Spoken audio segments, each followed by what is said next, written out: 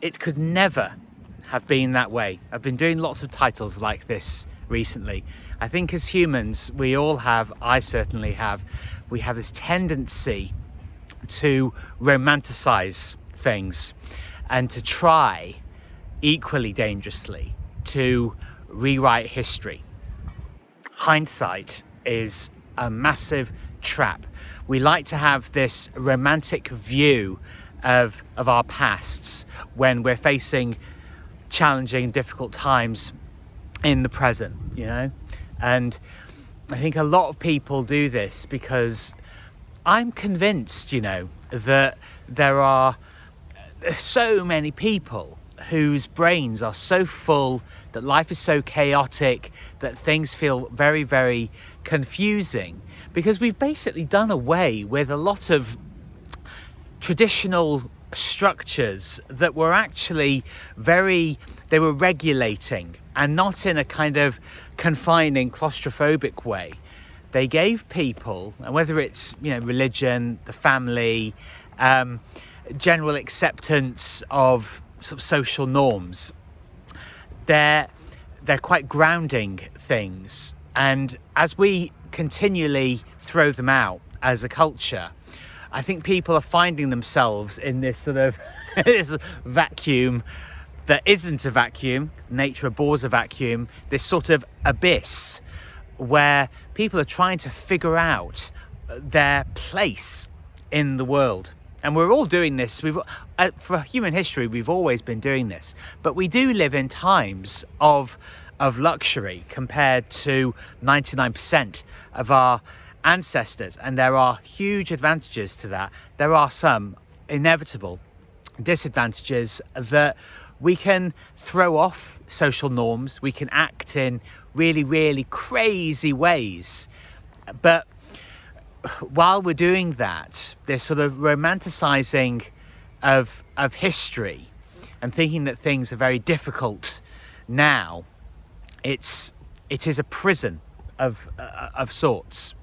And I'm not here to actually say that I know exactly what the answers are, but I certainly know that you can't go back. We try and recreate things in our minds, because human beings, I mean, my God, we have such incredible imaginations, to the point that we can actually distort the nature of reality, of things that have happened, and that we knew what the score was back then, but we look at it now and think, oh, no, actually this is definitely the thing that I want because I had it back then. We're shifting, you know, and we're evolving, but we also have an intrinsic nature.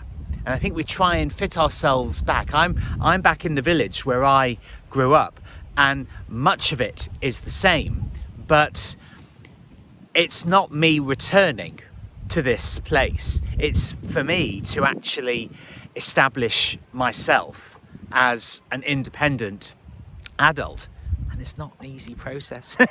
It's quite fraught sometimes, and you can fall into emotional and psychological traps, and you can try and control absolutely every single detail, but that's not what it's about. I talk a lot about focus and starting to talk more about discipline, but I also know that the reason I'm back here is so that I can actually do things in my way and do the things that I wanted to do back then that I didn't have an opportunity to do. So it is a physical return, and I do believe that we are like homing pigeons. We are called back to where we're from, but I think we ignore that at our peril, because even if you move away, there are still principles that you can hold on to. I think it's much more important to be principled rather than rigid and rule based. But I certainly know that as we progress in our lives, the most important thing is that we realize that exactly where we are as human beings is exactly where we're meant to be, not stuck in the past.